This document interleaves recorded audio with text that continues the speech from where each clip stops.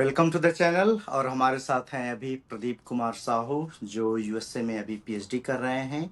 और आज की वीडियो में हम लोग काफ़ी ब्रीफली बात करेंगे कि ये क्या कर रहे हैं यहाँ पे, और पीएचडी के बाद इनका करियर ऑब्जेक्टिव क्या है, क्या क्वेश्चन एंड कंसर्न है एज ए पीएचडी। क्या क्या हम लोग जैसे सोचते हैं कि एकेडमिक में जाना है, इंडस्ट्री में जाना है, what is the other opportunity. So इस सब पे हम लोग डिटेल में बात करेंगे। Post dock versus industry job versus salary, visa, green card, long term settle होना, लॉन्ग टर्म कैरियर प्लान करना। So we will go in much detail. I am telling all this thing now ताकि आपको पता हो कि इस video में क्या एक्सपेक्ट कर रहे हैं, और आपके लिए अगर यूजफुल हो तो फुल वीडियो देखें। सो चलिए पहले जानते हैं कि प्रदीप क्या कर रहे हैं यहाँ पे। Can you introduce your self, like where you are doing PhD and what topic and yeah. मेरा नाम प्रदीप है। मेरा फिज़िकल थेरेपी बैकग्राउंड रहा है, तो मैं अंडरग्रेड और मास्टर डिग्री दोनों फिज़िकल थेरेपी से किया इंडिया से। अ, Mm-hmm. फिर देन मैं एम्स न्यू दिल्ली में मैं जॉब कर रहा था, गवर्नमेंट जॉब में था। तो then I came here in 2021 for full time PhD. तो मेरा जो पीएचडी है overall it is in exercise science, जिसमें हम mostly related to brain imaging, Mm-hmm. Neurophysiological testing like ECG, galvanic skin response, respiratory rate, different type of physiological measures हम collect करते हैं। और हम मूवमेंट इवेलुएट करते हैं, like biomechanics kind of assessment करते हैं in individuals with chronic low back pen. तो ब्रेन इमेजिंग में हम different like structural imaging and functional MRI patients का इवेलुएट करते हैं। एंड बेसिकली हम ये देखना चाहते हैं कि how brain function and pain and movement alteration they are related in chronic low back pain. So these are the major PhD area. ये मेजर मेरा पीएचडी एरिया So है। very और very interesting. Okay, go ahead. और ये मेरा third year, end of third year of PhD है, तो ये समर में मेरा थर्ड ईयर एंड हो जाएगा। Okay, very interesting. That is one of the very interesting area and great to know कि मैं जहाँ से PhD करके आया हूँ, centre of biomedical research institute जो था, वो फंक्शनल एमआरआई में रिसर्च करता है। या सो प्रदीप की जर्नी, करियर जर्नी भी काफ़ी इंटरेस्टिंग है, और हम लोग उस पे एक सेपरेट वीडियो बनाएंगे कि प्रदीप यहाँ पे कैसे आए हैं, कैसे कैसे इनका करियर यहाँ तक पहुँचा है, वेरी इंटरेस्टिंग है। उस पर सेपरेट बनाएंगे, बट अभी हम वहाँ पे फोकस करते हैं कि पीएचडी के बाद क्या करियर अपॉर्चुनिटी है यूएसए में, और उस पे एक एक क्वेश्चन के ऊपर हम लोग चलते हैं। तो आपका नेक्स्ट क्वेश्चन क्या है?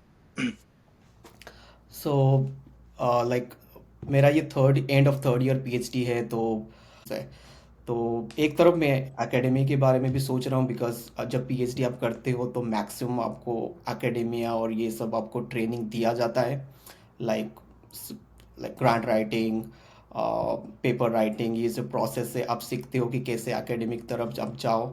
और इंडस्ट्री का भी ऑप्शंस है, तो इसीलिए मैं बात कर रहा हूँ लोगों से कि क्या ऑप्शंस मेरे पास है, और मैं लोगों से भी कनेक्ट कर रहा हूँ। तो ये मेरे पास अभी फ़िलहाल ऑप्शंस है। तो first thing I can go for A post doc after PhD. Second में हमारे फील्ड में भी लोग आफ्टर पीएचडी यहाँ पे टेन्योर ट्रैक फैकल्टी पोजीशंस में भी जाते हैं, not in R1 universities but R2 और R3 यूनिवर्सिटीज़ में भी लोग जाते हैं और टेन्योर ट्रैक फैकल्टी पोजीशंस इधर इन फिजिकल थेरेपी डिपार्टमेंट में, नहीं तो काइनेशियोलॉजी और बायोमेकेनिक्स रिलेटेड डिपार्टमेंट में उनको मिलता है। सेकेंड ऑप्शन है कि आप पोस्ट डॉक में जाइए, आप अच्छा रिसर्च करियर को बिल्ड करिए, एंड देन वहाँ पे अगर आपके पास कुछ ग्रांट मिलता है देन उसको लेके आप फिर एक R1 यूनिवर्सिटी में जाके आप compete कर सकते हैं। नहीं तो थर्ड जो ऑप्शंस है इंडस्ट्री, बहुत कम लोग हमारे सेक्टर में जाते हैं, but I have very limited knowledge about that, so इसीलिए मैं Career options in academia and industry. So anything you're doing in imaging, उसका academia में काफ़ी career scope है, एंड इंडस्ट्री में भी काफ़ी करियर स्कोप है। If you see imaging area से जितना भी आप जो काम कर रहे हैं इसका डायरेक्ट क्लिनिकल एप्लीकेशन है। तो हर जगह मेडिकल इंस्टीट्यूट जितने हैं, जितनी यूनिवर्सिटी है, सबका स्कूल ऑफ मेडिसिन में इस सब की डिमांड काफ़ी है। Specially if you are doing imaging with artificial intelligence, जिसको अभी नाम दिया जा रहा है, उसका पहले नाम था रेडियोमिक्स, जिसमें रेडियोलॉजी की सारी इमेजेस लेके पूरा डिटेल एनालिसिस होती थी। सो all those research has the very good opportunity academic में कंपेयर टू अगर आप बेसिक्स सब्जेक्ट्स का और सब्जेक्ट का देखो तो imaging combined with the radiomics or artificial intelligence or deep learning, that has really good demand in academia and industry as well, Okay. both places. Okay. So जो भी academia में career path है वो very straight forward है कि you go to the post doc, during the post doc you go for a seat grant, and then once you have a seat grant slowly you promote to assistant professor and keep moving forward. Okay. So that is like very straight forward. But the opportunity related to the imaging and artificial intelligence and solving clinical problem, all those things, that has very good demand in the academia, no doubt. I have seen people with the deep learning and all those expertise in John Hopkins, where I was in radiology department. There is a very good demand, and all the clinical practices are associated with the MRI, functional MRI development. They want to see the toxicology, they want to see the effect, and they use MRI to study the animal model during the preclinical and also during the phase 1, phase 2. So all those things also apply in the industry. In industry compared to other area like chemistry people and other biotech people or gene therapy, molecular biology people, the number of positions are less, but still all the major and big company have this area, and they are in that scope. At least I know 3 of my friends from the John Hopkins who are in the imaging field, and they are in industry. So anything we are doing in the pharmaceutical, biotech, or the medical thing, they all have the like scope in the industry equally. Is you have to choose whether you want to go in academia or you want to go in the industry. So I have made multiple video. I recommend people watching that, and we have to decide very carefully. कोई बोल दे straight forward, ओ academia में जाओ बहुत अच्छा है, ठीक है, कोई बोलते नहीं इंडस्ट्री में जाओ बहुत अच्छा है, just do not follow blindly. Even your friend who is very close to you, thinking good about you, उसकी भी बात समझने से पहले ना स्ट्रेट फॉरवर्ड नहीं सुने, उसको एनालाइज कीजिए और अपने उसमें फिट कीजिए. एक प्रोवर्ब है ना कि फ्रॉग घोड़े को देख के नाल ठोकाने जाता है. Right. तो वो प्रॉब्लम हो जाती है उसको, क्योंकि उसको नाल ठोकाना घोड़े के लिए अच्छी चीज है बट उसके लिए अच्छी नहीं. तो जैसे मेरा था कि मुझे प्रॉब्लम है ग्रांट राइटिंग में, my English is not very good, I don't have a very good supportive mentor. So all those thing play a very important role in the academic career. ठीक है, और उसमें मैं स्ट्रगल करूं 10 साल 15 साल पोस्ट डॉक करूं, वो हमें नहीं करना है. फिर हमने छोड़ के इंडस्ट्री में हमें जाना है. क्यों? I can also set up a equal good career here as well. Both industry and academia has good and bad thing. What is good for you, you have to choose it.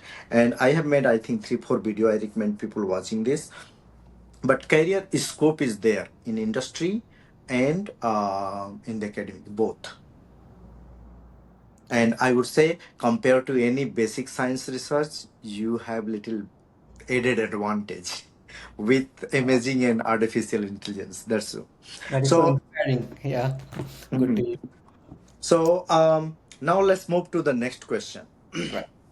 So next question was like, what are the industries? Like, I have, like, if it is an industry, say, based on my skill, like, what do you think? और क्या आपको लगता है कि मैं fit होता हूँ technological जो सेक्टर्स है, जैसे मैं फॉर एग्जांपल देता हूँ कि जैसे अभी मेटा अभी क्या कर रहा है कि आप थंब का मूवमेंट करो या फिंगर को मूवमेंट करो, वो ईएमजी एक्टिविटी को मेजर करके फिर देन वो डीप लर्निंग मॉडल्स वगैरह यूज़ करते हैं। फिर then using this neuromuscular signatures you can like you don't have to speak anything, like वो मसल की एक्टिविटी के वजह को देख के और मेजर करके आप डिफरेंट डिफरेंट क्या बोलना चाहते हैं, हाय हाउ आर यू, तो मैं बोल सकता हूँ बेस्ड ऑन दीज न्यूरोलॉजिकल और न्यूरोमस्कुलर सिग्नेचर्स। तो डिफरेंट टेक कंपनीज भी जो है मेरे रिलेटेड बैकग्राउंड को और सेंसर टेक्नोलॉजी को यूज़ करके वो आजकल बहुत आगे जा रहे हैं और डिजिटल हेल्थ को भी आगे ले रहे हैं। और फार्मास्यूटिकल इंडस्ट्री भी जो है भी वहाँ पे भी मेरा जो कुछ स्किल्स वहाँ पे भी फिट होता है। तो आपको क्या लगता है कि कौन सा path based on my immigration status आपको क्या लगता है कि अच्छा रहेगा? When I talk about H1B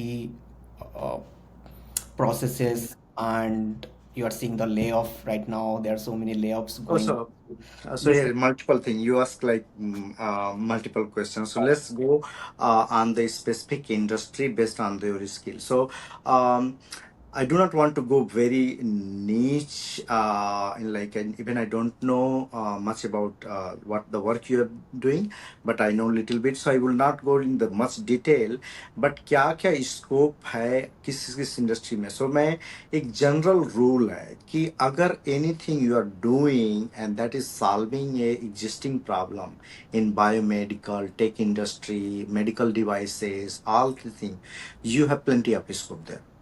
All the things like GE, Siemens, Samsung, they are all creating a huge amount of medical devices based on the AI imaging and some of the sensor who monitor the different kind of parameters.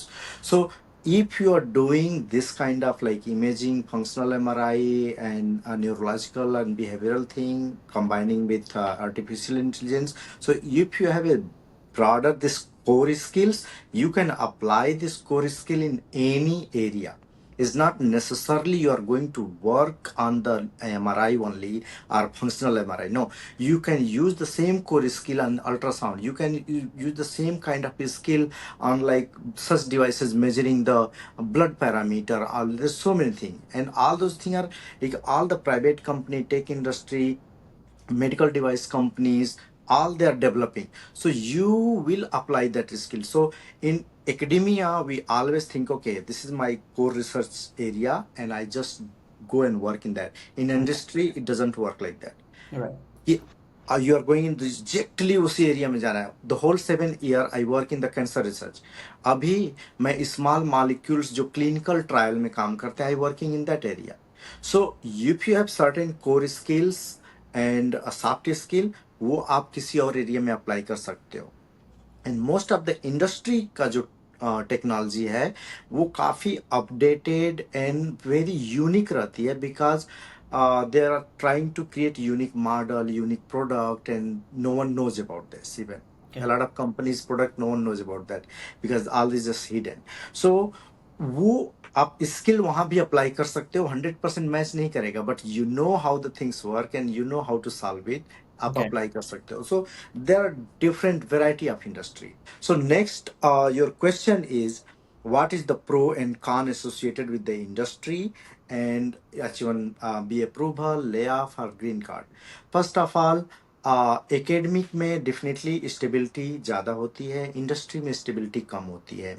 And academic में भी हम लोग sign करते हैं कि 2 महीने में 1 महीने में हमें बोल दिया जाएगा एंड जॉब टर्मिनेट हो जाएगा, वो कॉन्ट्रैक्ट में रहता है. कुछ इंडस्ट्री में भी ऐसा ही कॉन्ट्रैक्ट रहता है. काफ़ी सारा इंडस्ट्री में रहता है कि ऑन विल बेसिस है. आप सुबह जाके बोल सकते हो कि मैं नहीं आ रहा हूँ, घर से बोल दो कि आज मेरी जॉब खत्म, वो भी बोल देगा आपकी जॉब खत्म. सो दोनों तरफ से रहता है.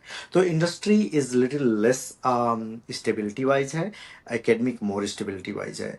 बट इंडस्ट्री ज़्यादा सैलरी देती है, एकेडमिक कम सैलरी देती है. इंडस्ट्री में बहुत फास्ट पेस इन्वायरमेंट है, एकेडमिक में थोड़ा सा फ्लेक्सिबल इन्वायरमेंट है. So you have to choose, and there is another video I made very detail on this. Industry versus academic, culture, salary, and fast paced, low paced environment, everything. What is best for you, what is interest, that's depend upon you. But now come to the visa thing. So We will discuss more about visa here now, and you have the, I think, couple more questions related to that. Uh, so one is H1B approval. H1B approval, maybe दो step होता है. Industry is cap H1B and academic is non-cap H1B. Means there is no limitation in academic H1. And here there is 80,000, 1 lakh. They decided how much they are going to give. In that 1 lakh, everything is there: pharmaceutical, IT, and put a whole international. And then academic H1 is always you can get. That is fine. So H1B अगर especially आपके लिए added advantage है. If anyone were doing PhD here and having F1 OPT, then उसको कोई hire कर लेता है immediately. And during that third 3-year period, you are performing and every time employer is applying, usually people do get it. Sometimes there is a chance even people do not get 3 times. So they either go to CPT, either if you are performing well and you are PhD, आप own visa पे चले जाते हो. So people who are working and their company and employer manager everyone is good, employer try to keep them and वो हो जाता है. But definitely compared to industry, compared to academic थोड़ा यहाँ पे ज़्यादा लिमिटेशन है, क्योंकि ये प्रॉफिट ऑर्गेनाइजेशन है, वो नॉन प्रॉफिट है. बट वही बोलते हैं ना, risk and gain. If you want to be industry और want to earn more salary and you want to go rapidly little bit, then आपको भाई थोड़ा सा रिस्क लेना है. If you want to be stable, वहाँ पे है बट सैलरी कम है. So another thing you have to decide here is what your long term goal. If your long-term goal is not to be in academia, then do not waste your time. If you want to be assistant professor, those ladder, and you are dedicated for that, then prepare each and everything as per that, and आप उसके लिए एक एक दिन काम करो. तो यहाँ पे एक और कॉमन पीएचडी क्वेश्चन आता है, यूएसए से ही बहुत सारे लोगों ने पूछा था, उसको भी यहाँ पे मैं ऐड करूंगा कि क्या करें कि इन ग्रीन कार्ड इंडस्ट्री में फाइल करना आसान है या ग्रीन कार्ड एकेडमिया से फाइल करना आसान है. सो डेफिनेटली अगर आपका प्रोफाइल अच्छा है तो आप इंडस्ट्री से फाइल कर सकते हो, एकेडमिया से फाइल कर सकते हो. एक जनरल टेंडेंसी ऑफिसर्स की रहती है, यूसीएस ऑफिसर की, कि एकेडमिया में हो, रिसर्च कर रहे हो, तो आपका प्रोफाइल उस हिसाब से देखता है, अच्छा ये रिसर्च ट्रैक पे है, इसके लिए काम कर रहा है, तो वो रहता है. बट ग्रीन कार्ड आपका प्रोफाइल के ऊपर होता है, कितना साइटेशन है, कितना रिसर्च पब्लिकेशन है, कितना आप रिव्यू किए हैं, पोस्टर जज करते हैं, आप और कोई मेजर अवार्ड है, all those thing they consider it. So अगर एकेडमिया से हम लोग जब फाइल करते हैं तो ये इजीली हमें अच्छा अच्छा रिकमेंडेशन मिल जाता है, प्रोफेसर के नेटवर्क से, कॉन्फ्रेंस से अच्छे अच्छे नेटवर्क मिल जाता है, तो रिकमेंडेशन लेटर मिल जाता है. साइटेशन वगैरह बढ़ाना है तो वहाँ फ्लेक्सिबिलिटी है कि आप काम करते करते अच्छा कुछ रिव्यू आर्टिकल लिख दो, किसी जर्नल में आप एडिटर बन जाओ, चैप्टर एडिटर बन जाओ, बुक लिख दो. So you can build your profile and you can get the green card easily from the academia. But वो काम आप पीएचडी के दौरान भी कर सकते हो. पीएचडी और आप इंडस्ट्री में ज्वाइन करते हो, उस टाइम पे भी जितना आपका बैकअप पेपर है वो निकालो, रिव्यू आर्टिकल लिखो साइटेशन बढ़ाने के लिए. And there so many ways. And तो एकेडमिया से इजी है कंपैरेटिवली इंडस्ट्री के. बट इंडस्ट्री में भी जब आप ओपी वो F1 ओपीटी लेके आप जब काम करते हो 3 साल, during that period you make money, you make also gain experience, and आप पीएचडी हो, पब्लिकेशन साइटेशन है, यहाँ से हो, तो यहाँ से भी आप EB1A अकेले फाइल कर सकते हो, या कंपनी को बोल दो कि EB1B फाइल करे. Okay. तो वो दोनों सेम होता है, एक अपने से फाइल करते हैं, एक एम्प्लॉयर फाइल करता है, तो वो मेरे वो साथ भी था. Yeah. लोग फाइल करते हैं, and huge amount of people do it. So that is not a problem. But आप एकदम स्केर्ड हो गए कि नहीं मिलेगा ग्रीन कार्ड तो मैं क्या करूंगा, तो मुझे एकेडमिक में रह के फाइल करना है, तो इतना स्केर्ड होके भी नहीं रहना चाहिए.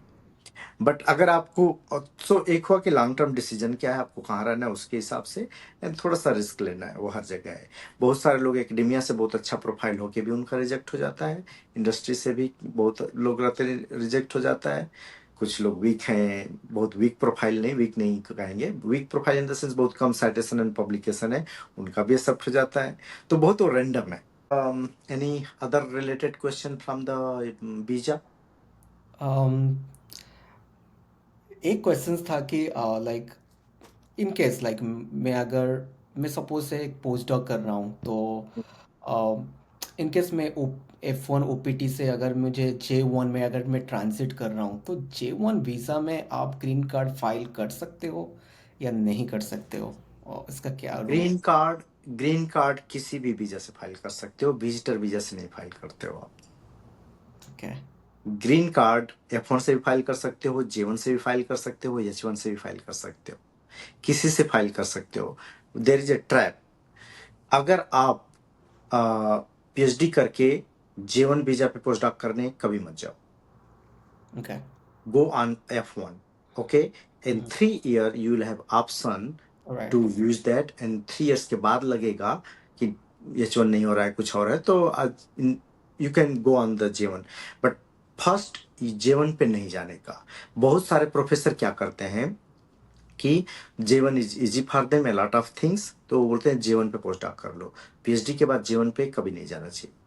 J1 का रिस्ट्रिक्शन है। Then once you go on the J1 से H1 चेंज करना, that is the biggest problem. Okay, and J1 से ग्रीन कार्ड भी फाइल करना है, तो you have to take that permission, but you can file it. Okay. जो first step green card का है, without permission you can go, without worry you can go, but still you need that permission from J1 to any other visa. तो वो problem हो जाता है, added delay हो जाता है वहां पे, तो don't go on that. You if you are going for postdoc, then go on F1 and try to build the profile in that time. Try to file the green card from the F1. Okay. Yeah. Understand. And once you get the green card, go wherever you want to go. F1 के time पे आप industry में भी काम कर सकते हो। When things are not working, you can go back to postdoc as well. There is no problem. So next question था कि सैलरीज इन इंडस्ट्री, लाइक मैं जैसे देखा हूँ, कुछ इवेलुएट किया हूँ कि दे पे बेस सैलरी, तो and they also provide like benefits, bonus and equity. Okay, so let me tell you now. I got your question. So salary is one of the critical part, and I also recommend people like thinking about the salary and benefit and everything. So in industry in general, academia से ज़्यादा होता है. If you are going for PhD, after PhD you are going for postdoc, then you get the standard NIS salary, which is about 60,000 or 58,000. Okay, so if you're living in the cheaper city like South Carolina, or Midwest somewhere, all those places are good. At least if husband and wife both are doing postdoc, they can also save one salary and live in one salary. But if you're living in the Boston, or New York or New Jersey or something like, or anywhere in California, it's really hard. And in one salary with the family is really struggling. I'm telling you, you have to limit yourself to save the money, and definitely we have to save the money. Doesn't matter आप cast को reduce करो, कैसे भी करो। Industry में अगर PhD के बाद जाते हो, तो डिपेंडिंग अपॉन द लैडर आपको कुछ इंडस्ट्री साइंटिस्ट लेवल की पोजीशन देती है, कुछ सीनियर साइंटिस्ट लेवल की पोजीशन देती है। सबका अपना अपना लैडर होता है। So easily you can make 100K to 150K, इसके अंदर में आपकी सैलरी रहेगी। अभी थोड़ा सा biotech pharma market is really bad, but जैसे साल भर पहले बहुत अच्छा था, तो कोई भी PhD अच्छी जगह से इस तरह आया है, उसकी एक्सपर्टीज है, तो 100 to 150K इजिली उसको सैलरी मिलेगी। So that is called the basic salary. They India में जो कैलकुलेट करके जो हम लोग को ऑफर लेटर पे देते हैं ना, वो बोलते हैं CTC। ठीक है, तो वो बहुत बड़ा दिखता है, बट कट के चिल्लर मिलता है, तो वैसा नहीं रहता है। यहाँ पे बेसिक सैलरी ऑफर पे हमेशा रहती है। And then they say what they are giving insurance. So insurance में आप पार्शियली पे करते हो, 5% 10% इस तरह पे करते हो, फुल बाकी वो पे करते हैं। इंश्योरेंस रहता है, फिर long term disability insurance, short term disability insurance means 6 महीने आपकी जॉब नहीं गई, एक्सीडेंट हो गया, ऑल दोस थिंग रहता है। लॉन्ग टर्म प्लान भी रहता है, इन द सेंस कि अगर आप लाइफ इंश्योरेंस, डेथ इंश्योरेंस, ये सारी चीज़ें इंक्लूडेड रहती है। लीव जो रहती है लिमिटेड रहती है, जैसे एकेडमिया में भी लीव सिमिलर ही रहती है, बट वहाँ फ्लेक्सिबिलिटी रहता है। You can go 1 month here, यहाँ पे फिक्स है कि आपको 15 दिन की छुट्टी है, मतलब 3 हफ्ते की, आप जब लेना है लो, और 10 दिन की सिक लीव है, वो जब लेना है लो। सो छुट्टी थोड़ा सा लिमिटेड होती है। So all the benefit compare to academia is much more, but ये भी है कि आप वहां पे जितना 10 घंटे में काम करते हैं, यहाँ पे 5 घंटे में आपको काम करा देंगे। तो तो वही है कि बट ये जो आप वहाँ पे 3 साल में कमाओगे यहाँ पे 1.5 साल में कमा सकते हो इस like all the so industry का ये नहीं है कि हर एक चीज़ अच्छा ही है मैं भी बताऊँ और भी मैं वीडियो बनाया हूँ जिंदा इंडस्ट्री हमेशा जो चार्मिंग लगती है ऐसा नहीं है आपको उस फास्ट पेस इन्वायरमेंट में रहना है इन एकेडमिया से आ रहे हो सो you have your own way of working style आज मैं काम नहीं करूंगा आज डाटा पे काम करूंगा कल इस पे काम करूंगा परसों एक्सपेरिमेंट लगाऊंगा आज दोपहर को लगाऊंगा रात को 12 बजे तक एक्सपेरिमेंट फिनिश करूंगा ऑल दो फ्लेक्सिबिलिटी इंडस्ट्री में नहीं रहेगी you have to work in a cross functional team in a coordinated way to deliver at certain time और वो सब टाइम फ्रेम और सब चीजें रहती है सो a lot of other things है तो industry is like profit making area है so they try to make the profit give you more they earn more everything so salary या डेफिनेटली ज़्यादा रहती है अगर आप 5 ईयर पोस्ट डॉक करके एंड देन इंडस्ट्री में आओगे again almost you will start similar place okay. Scientist and senior scientist में भी एक लेडर आप ऊपर चले जाओगे but not much more than that and वहां पे कई बार हम लोग गड़बड़ हो जाता है कि we get hired in the junior position क्योंकि पोस्ट डॉक का एक्सपीरियंस को कोई काउंट नहीं करता है in more than 95% cases they don't count the post doc and LinkedIn पे आजकल क्लियरली लिखने भी लगे हैं लोग इतने रूड हो गए हैं कि we don't count the post doc as industry experience go to the next question next question मेरा था कि like academic post doc versus industry postdoc like I was मैं एक्सप्लोर कर रहा था कुछ इंडस्ट्री में भी बहुत सारे पोस्ट डॉक पोजीशंस आ रहे हैं तो उसका क्या बेनिफिट है उसका भी क्या प्रॉज एस्पेक्ट है एंड क्या कौन सा एस्पेक्ट है अगर आप So, postdoc is first of all is a part of the training, not the part of the job. Okay so हमें असिस्टेंट प्रोफेसर बनने के लिए जो पोस्टडॉक की ट्रेनिंग है that required in the PhD we are dependent on the mentor here we are partially dependent on the mentor in the postdoc and we are trying to do more as an independent once we do it then we transition to the independent pi assistant professor so this is a part of the training not part of the job and also the other aspect of the postdoc is they hire to solve a problem and they do not want to give you the training.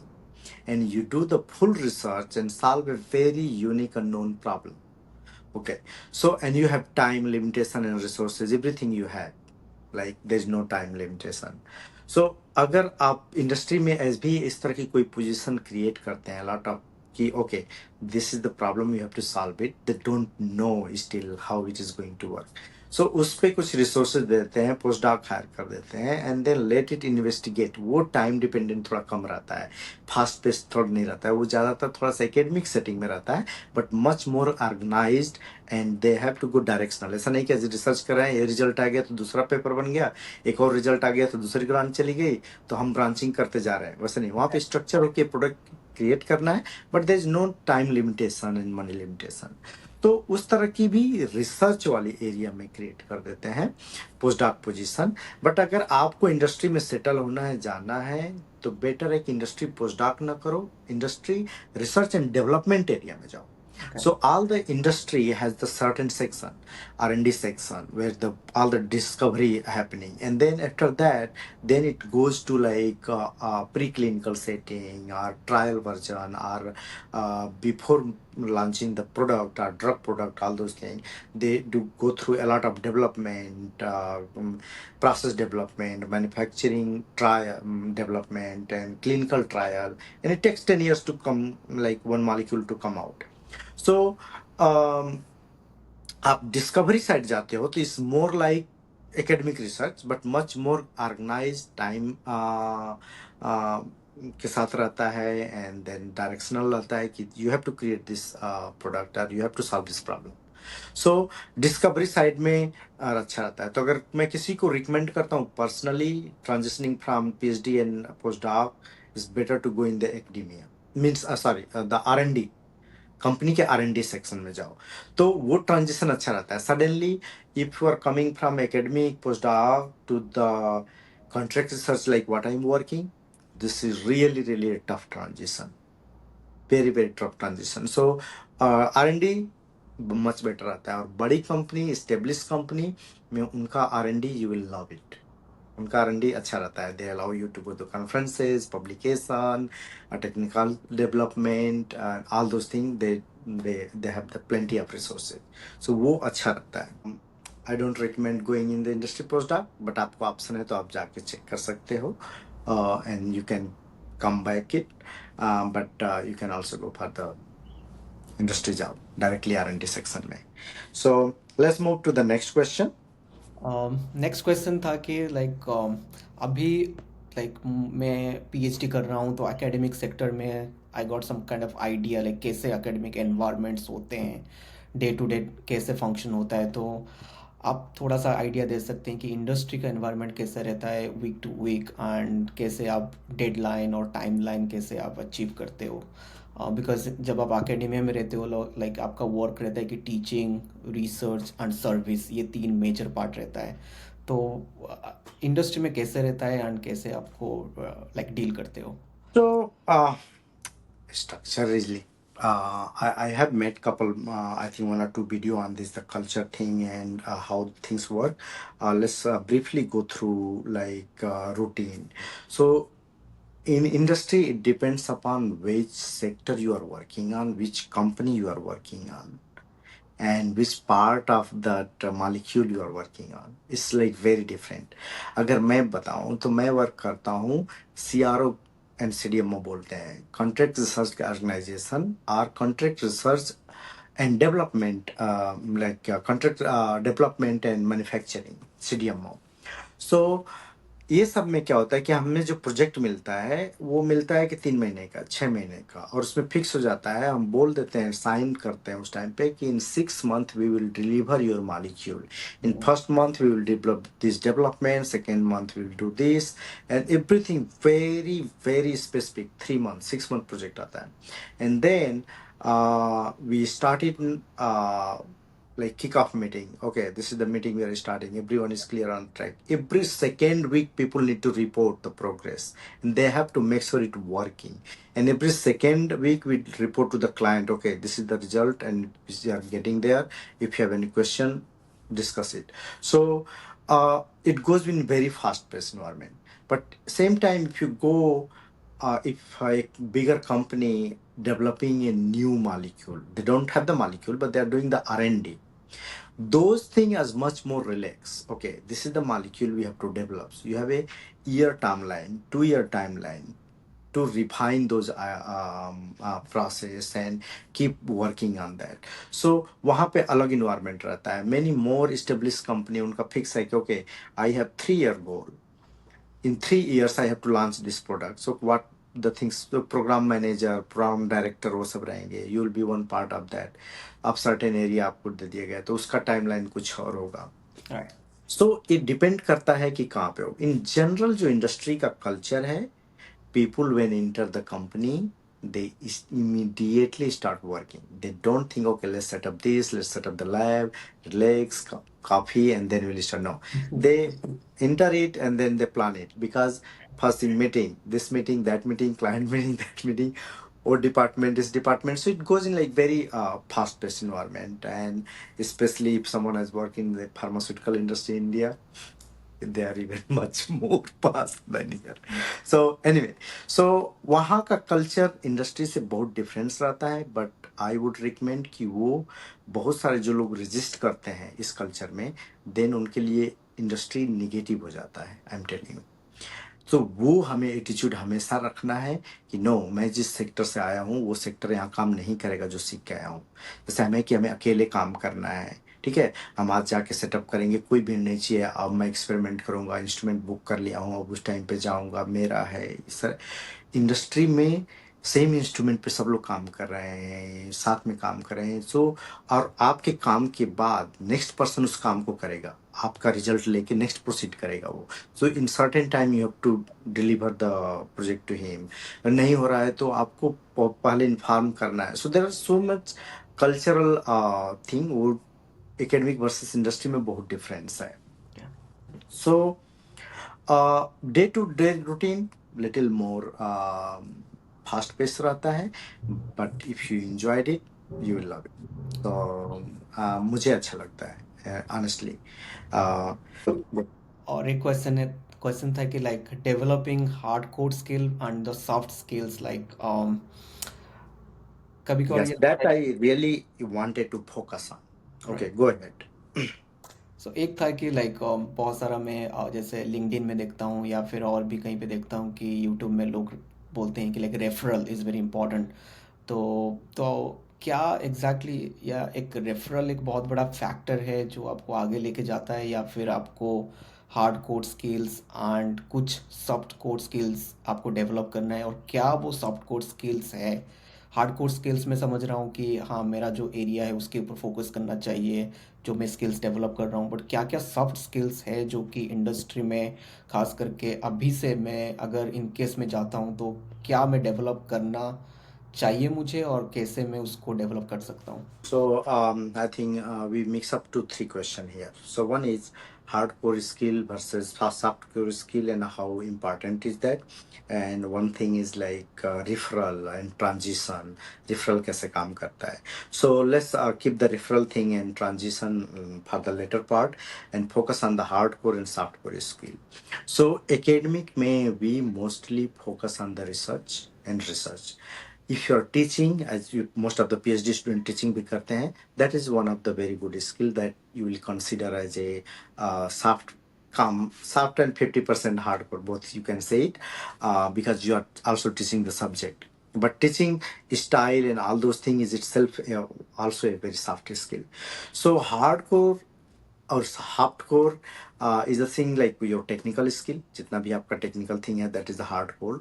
And soft core skill पे आएंगे अभी और detail में बताऊंगा कितना important है। And as a immigrant we struggle a lot, it depends upon the situation. So hard core skill academic में mostly हम करते हैं रिसर्च छापना, अच्छा परफेक्ट रिजल्ट लाना, उसको प्रेजेंट करना, प्रोफेसर के सामने प्रेजेंटेशन देना, everything. But when we come to the industry, आप हार्ड कोर स्किल्स के साथ में अगर सॉफ्ट स्किल्स आपकी अच्छी है like communication, attention to details, people management, social behavior, or teamwork, or coordinated work, like where like 4 5 people are working, academic collaboration होता है। वो collaboration साला 4 4 साल चलता है। I just get frustrated on the name of collaboration in academic. I'm telling you, I published one paper in PhD with spending 4 years, and they were not able to do it. Also, I'm not telling about John Hopkins, where many of my collaboration paper it took more than 3 years to complete, and data were like ready in 6 months. But here, if you're working, so these are the very important skill कि हमें project पता है, collaboration हो गया है, and how to get that work done in timely manner. और हमें realise नहीं था कोलैबोरेशन में कभी ये है कभी वो है। वो कोलैबोरेशन का वर्क 2 years बाद पब्लिश होता है, बट ऐसा नहीं है कि हम 2 years तक उस पर काम करते हैं। Then why that project got delayed? Because this coordination and objectives were not clear. All the team were not in the same pace, not the align, और सबका ऑब्जेक्टिव अलाइन नहीं था, सबका इंटरेस्ट अलाइन नहीं था। सो जब इंडस्ट्री में आते हो then that become really really important. अगर आप 50% हार्ड कोर स्किल है आपकी और 50% सॉफ्ट स्किल है, और कोई 100% हार्ड स्किल लिया हुआ है, you will go much above then it, I am telling. क्यों? क्योंकि काम हम अच्छा से करना जानते हैं वही इंपॉर्टेंट नहीं है, काम को टाइमली डिलीवर करना है ये भी इंपॉर्टेंट है। काम हम कर लेते हैं ये इंपॉर्टेंट है, बट काम हम टाइमली करा लेंगे वो भी इंपॉर्टेंट है। हम प्रोजेक्ट समझ रहे हैं, I have technical capability, but can I explain this project to other team and get it done on time? Other team को में भी ये टेक्निकल चीज नहीं समझ में आ रही है, but they are from engineering side, they are from manufacturing side, they are from something else. So वो सबको हम समझा भी दे project and get done on time, वो भी चाहिए। So those skills are really getting important in industry. और ये स्किल आप रहेगी तो किसी भी एरिया में काम करोगे। सडनली आपको 10 साल बाद पता चला कि आपको किसी रेडिएशन से प्रॉब्लम हो गया, कोई केमिकल से प्रॉब्लम हो गया, and you can not work in the lab, then आपकी सॉफ्ट स्किल को कहीं भी यूज कर सकते हो। Right. So one of the really really हम लोग को लगता है कि ओ हम पास हो गए और and I have 2 people under me, 3 people under me and I can manage. People management, human management is getting tough and tough and tough. क्यों? क्योंकि पहले लोगों को बोलो कि काम करो तो लोग काम करते थे। अभी अगर बोल दो कि ये काम करो, this is so disrespectful. You cannot say to work me. You should ask me.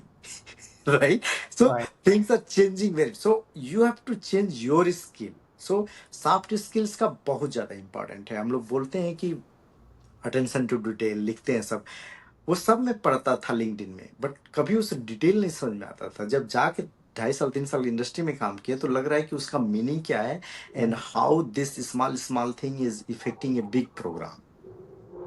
हमने एक छोटी सी गलती कर दिया और वो मॉलिक्यूल का एप्लीकेशन फाइल होके एफडीए के पास चला गया। एफडीए ने कमेंट किया this is wrong, we will not review it, whole program will get delayed for 3 months, it will cost company millions. So it depends. आप एक एग्जांपल दे रहा हूं बट वो कहाँ पे हो। तो all those soft skills become really a big part. आप कितना अच्छा से लोगों को मैनेज करते हो, communication, suddenly people are talking but you get stand up and say this is the thing I am thinking, this is the my idea, and I Right. think this is the way we can do it. So you boldly stand up and present your idea. Right. So all those soft skills are getting really really important, and this is the one of the major skill I am trying to focus on, क्योंकि ये बहुत बड़ा वो है। बहुत transition है हमारा, गांव से लेके सिटी से लेके फिर इंडिया से लेके यहाँ भोजपुरी से हिंदी से English. So there so much hurdle for us, Right. but if you are focused on that you will break one by one. Yeah, so those are the like really really important. Now let's come to the transition. So I would recommend people to watch one of the my video जिसमें transition के ऊपर मैंने बनाया हुआ है। But here मैं बोलता हूँ कि transition from academic in industry is tough for the people who are doing post doc और लॉन्ग टर्म पोस्ट डॉक कर रहे हैं या स्पेशली इंडिया से आए हैं। जो पर्सन यहाँ से मास्टर और पीएचडी कर रहा है उसके लिए एडेड एडवांटेज है, उनको लोग लेना चाहते हैं क्योंकि इंडस्ट्री में और हर जगह ये एक जनरल बिलीव है, अच्छा यहाँ से किया है तो उसका ठीक ठाक है, यूएस का है, वीजा का इशू कम होगा, एटलीस्ट सर्टेन ट्रेनिंग होगी, दे एक्सपेक्ट इट। इंडिया से अगर आ रहा है कोई पीएचडी करके आया है तो देन उनको कई बार इशू रहता है कि अच्छा इसका कल्चरल कॉन्फ्लिक्ट हो सकता है या फिर स्पीकिंग का, टीम का, मल्टीपल चीजें।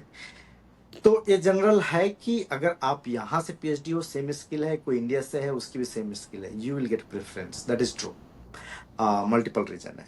सो आपके लिए वो एडवांटेज है।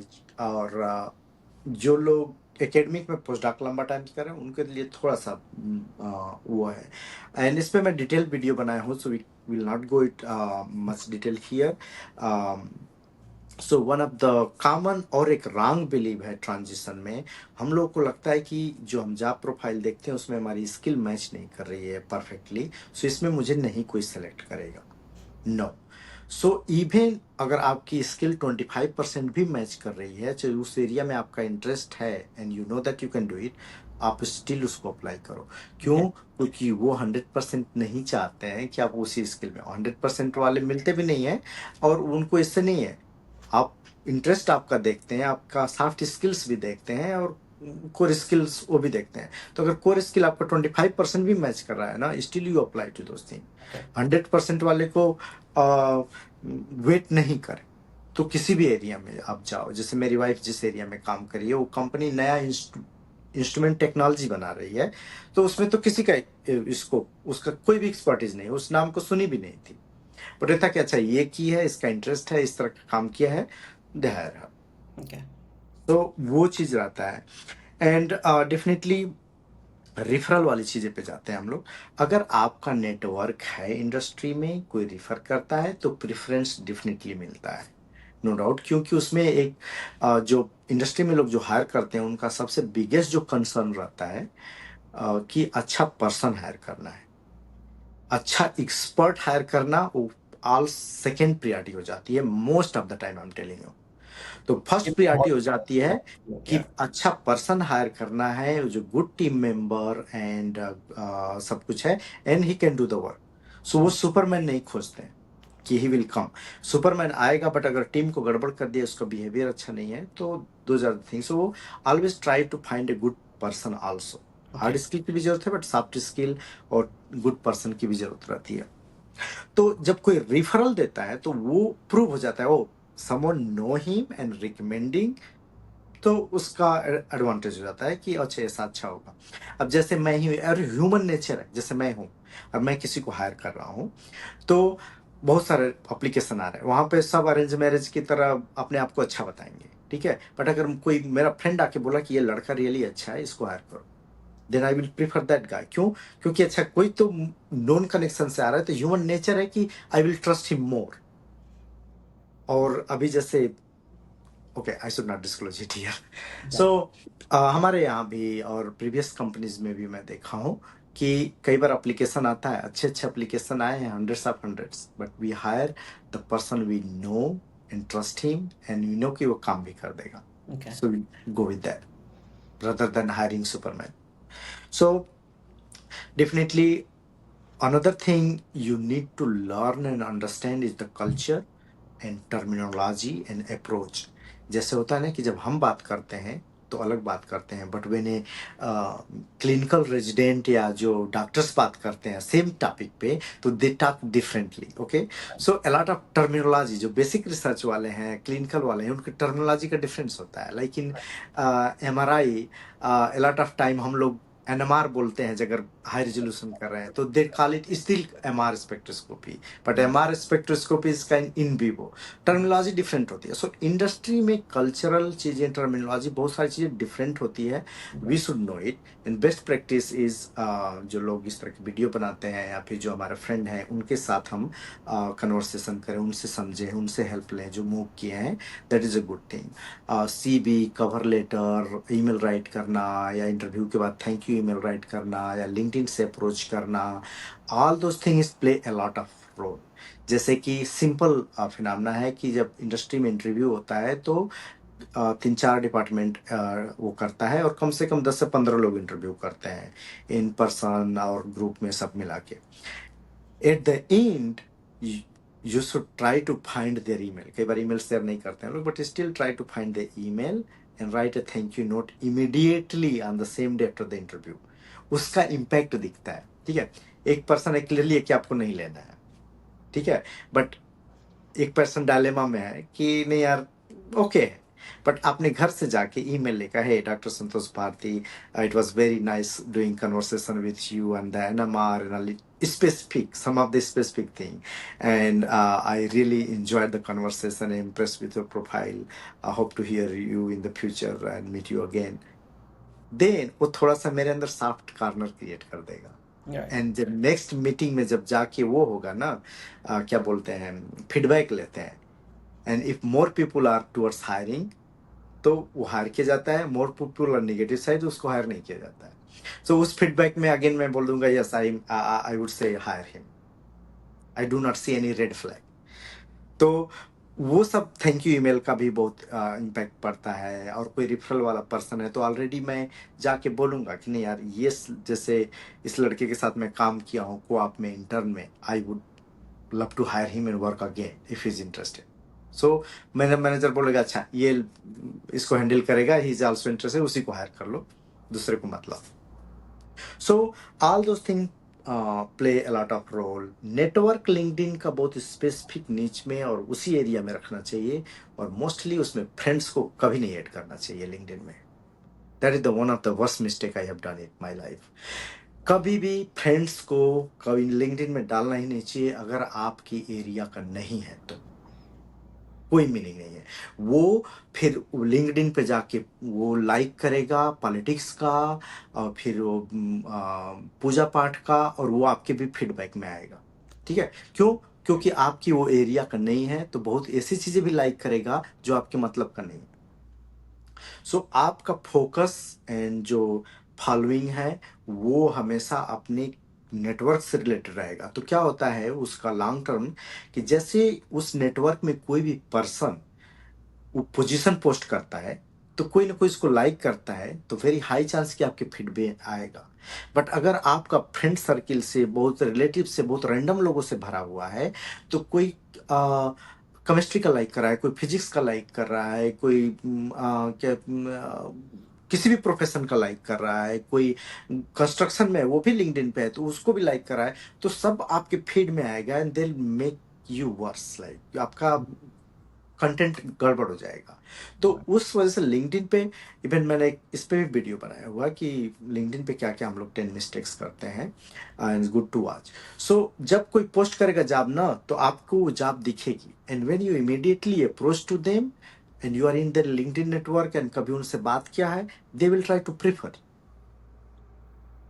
Yeah. तो जैसे अभी एक सिंपल हैपन हुआ कि एक कंपनी में पोजीशन निकली एंड उस लेडी से मैं ऐसे ही कन्वर्सेशन किया था, आई नेवर मेट, बस एनएमआर के थ्रू, कि वो भी एनएमआर करती है, हम भी एनएमआर करते हैं। तो उसने मैसेज किया कि हमारे यहाँ एलसीएमएस की पोजीशन निकली है, इफ समवन इज इंटरेस्टेड और any of your friend you can recommend them. Then I recommended few of my other friend. Okay, हमारा एक एस्ट्राजेनेका में फ्रेंड भी है, you can get referral from there. So this is how the things work. So at least आपका CV ऊपर आ जाएगा वो क्राउड से, ओके। एंड अगर आ गया, कॉल आ गई, then is 100% up to you to perform. Right. या सो अगर कोई पर्सन मास्टर और पीएचडी कर रहा है यूएसए से, अगर वो इंटर्नशिप कर रहा है कंपनी में, कोऑप कर रहा है कंपनी में, that is one of the major advantage for the people who are doing degree here. वो जैसे अभी मैं एक को आपको हायर किया हूँ, तो मेरे साथ वो बैचलर में आके 6 मंथ को आप किया and he did really well. जैसे कंप्लीट किया और वो हमें अप्रोच किया कि मुझे अप्लाई कर रहा हूँ, can you give me the recommendation letter, future में कहीं जरूरत पड़ी तो मैंने कहा कि हाँ, रिकमेंडेशन लेटर देंगे और जब जॉब सर्च करो तो बताओ। And when he started the job search, उसको हमें लोग हायर कर लिए। तो वो एडवांटेज हुआ कि वो इंटर्नशिप करने आया और वो 6 मंथ में ही impressed and did the work. Right. तो अब हमें वो 100 एप्लीकेशन जाके फिल्टर करके उसमें से हम सुपरमैन नहीं हायर करेंगे। Okay, now I got the person who can do the project and deliver on time, trustable है, I know, I work with him. So अब मैं टाइम वेस्ट नहीं करूंगा इंटरव्यू में, उसको हायर कर लूँ। सो वो इंटर्नशिप को आप थिंक बहुत काम करती है। Also I am recommending for you कि पीएचडी फिनिश करके काम फिनिश करो।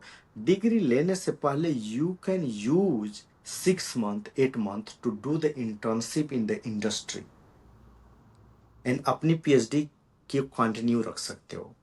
That is very specific to you. So PhD में इंटर्नशिप अलाउड होता है and that is the paid internship.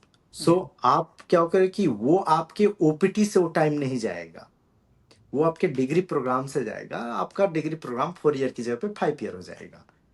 But you can use that 6 month to get internship in the company, get an idea and then come back, finish your degree, go for postdoc or industry. That will give you option and also those are well paid and they people do, और उसमें आप अच्छा network create कर लोगे आप। Okay, so transition में and also like recruiting agency, one of the like बहुत सारे अच्छे जो रिक्रूटर हैं they help you, बहुत सारे जो random scammer रिक्रूटर हैं they will waste your time. So that also we need to decide and I'm hoping to make one video on this very soon, क्योंकि बहुत सारे random रिक्रूटर हैं they waste our time. Okay, so here is one bonus tip I जो मैं recommend करता हूँ, जो खास मुझे कोई रिकमेंड किया होता। हमें अपने आप से अच्छा करियर सेटअप करना है और यहाँ सेटल होना है, तो हमें अपने आप से बहुत सारे हार्ड क्वेश्चन पूछना होता है अपने आप से, और वो हाइड करके नहीं। जैसे कि मैं ये करियर चूज कर रहा हूँ, ये करना है, am I capable and what are the skills I need to make it done, like get this position और इस तरह।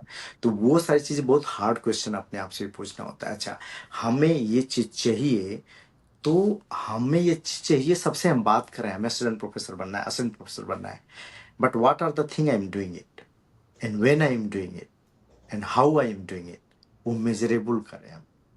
कई बार हम लोग आते हैं, अच्छा अभी कर रहे हैं, हो जाएगा, असिस्टेंट प्रोफेसर बनूंगा, बट कब बनूंगा हमने डिसाइड नहीं किया। तो हम 3 साल का पोस्ट डॉक 5 साल करते हैं, 5 साल का पोस्ट डॉक 10 साल करते हैं, 15 साल करते हैं। तो हम 15 साल बाद पोस्ट डॉक करके असिस्टेंट प्रोफेसर बनते हैं, वो वर्थ इट है या नहीं है। सो वो सारे हार्ड क्वेश्चन हमें भी पूछना होता है। ऐसा नहीं कि एकेडमिक की बात कर रहा हूँ, इंडस्ट्री की हर चीज की भी। हम मोस्ट ऑफ द लोग, मैं इंडस्ट्री एकेडमिक सब जगह, अच्छा हमें ये पोजीशन चाहिए, नेक्स्ट प्रमोशन चाहिए हमें, बट वो नेक्स्ट प्रमोशन चाहिए 3 साल बाद, अगर 2 साल बाद, तो क्या आज मैंने अपने मैनेजर को बोला कि मुझे 2 साल बाद प्रमोशन चाहिए? नहीं। अब उसमें हम स्केर्ड है, वो बोल देगा तुम उस लायक नहीं हो, रिजेक्शन का फियर है, मल्टीपल फियर है, बट मैं ये कर रहा हूँ। तो अगर 2 साल बिना बोले चले जाऊँ और 2 साल बाद मैं एक्सपेक्ट करूँ कि मुझे प्रमोशन चाहिए, ये डिजिग्नेशन चाहिए, चाहे फैकल्टी पोजीशन चाहिए, तो नहीं मिलेगा। तो वो हमें हार्ड क्वेश्चन अपने आप से वो करना है कि हमें 1 साल बाद क्या चाहिए, हमें 5 साल बाद क्या चाहिए, और हमें 10 साल बाद क्या चाहिए, और वो मेजरेबल हो, मतलब हम उसको मॉनिटर करें हर साल। अच्छा, आगे हमें सीनियर साइंटिस्ट से प्रिंसिपल साइंटिस्ट बनना है, तो क्या क्या स्किल्स मुझे चाहिए, मैं उस पर डेली काम कर रहा हूँ नहीं कर रहा हूँ।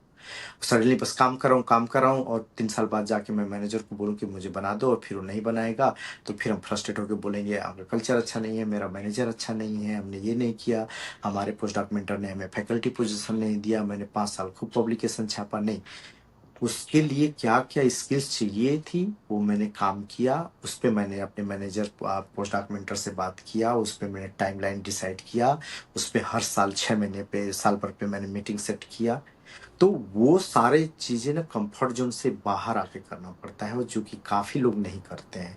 हम लोग फ्रेंड से बात करें कि हमें चाहिए, हम करेंगे, बट हम जैसे बात करना है वो हम नहीं कर पाते हैं। Right. And the if you are not getting help in your friend circle, वो ब्रेक करके एक दूसरे फ्रेंड सर्किल में भी इंटर करो। आई एम टेलिंग यू, लोग थोड़ा सा कंफर्ट लेवल में रहते हैं, जनरली किसी को बोलते नहीं है, बट अब किसी से आप ऑनेस्टली एडवाइस मांग रहे हो ना, एंड एक बार उनको ट्रस्ट लग गया कि नहीं ये रियली लर्नर है एंड वांट हिज एडवाइस चाहिए इसको, तो लोग आपको बताते हैं। अदरवाइज अभी आजकल हो गया है कि थोड़ा सा नॉलेज लेके everyone is giving more advice, more advice. Right. तो अगर लगता है कि नहीं है तो किसी और से अप्रोच करो, and a lot of good content creator, and specially मैं रिकमेंड करता हूँ books, non fiction books related to the career, personality development, finance, जो भी आपका 5, 10 ईयर्स, 20 ईयर्स प्लान है, उसके रिलेशन में आप काम करना शुरू करो। जो मुझे अगर कोई 10 साल पहले बताया होता, तो honestly I am telling you, at this position मैं कहीं और होता, एंड $1 million से कम $1 million से ऊपर पोर्टफोलियो रहता अपना। क्यों? क्योंकि मुझे सही टाइम का ये सब नहीं ज्ञान दिया गया था। एंड जब अपने से करके चलते हो ना, then it takes really long time to Yeah. Realise it, and जब तक आप रियलाइज करते हो कई बार लेट हो गया रहता है। Right. But I am happy that still I am realize किया, and while talking to you people मैं अपने आप को भी इम्प्रूव करता हूँ। तो हमारा सबसे जो बिगेस्ट एडवांटेज है यूट्यूब का यही है। वो $10 $15 पर मंथ आता है, उससे मेरा कोई डिफरेंस नहीं है, but the knowledge I am getting and the people I am helping, कोई अच्छा मैसेज आता है, the feeling I am getting from that, all those thing are very good. So लोग हेल्प करते हैं, और मुझे भी हेल्प मिलता है जब ब्रेक करके और जाके पूछता हूँ। तो वो हमें कुछ अपने से भी क्वेश्चन पूछना है, टाइम फिक्स करना है, लर्निंग कंटिन्यूअस रखना है, not only in the hard core but also in the soft core and external Right. related with finance, personality, and all those things. So, um, it's really great conversation. It was very helpful for me. Like, uh, and we will talk little bit, उस time तक ये video upload हो जाएगी, and then I will download it, okay. And next time will create your career journey. और Sure. वो career journey काफ़ी ऐसे लोगों को मोटिवेट करती है जिनको लगता है कि हम कुछ नहीं कर पाएंगे, फिर वो रिलेट करते हैं, अरे यार हमारे जैसे ही घर से गया है, हमारे जैसे एरिया से गया है, देखो हम भी जा सकते हैं। गांव से आके हम तो कुछ कर सकते हाँ, हैं. हाँ, and I have seen people giving me message, तो मुझे इतना बड़ी अच्छी फीलिंग आती है। So let me stop recording.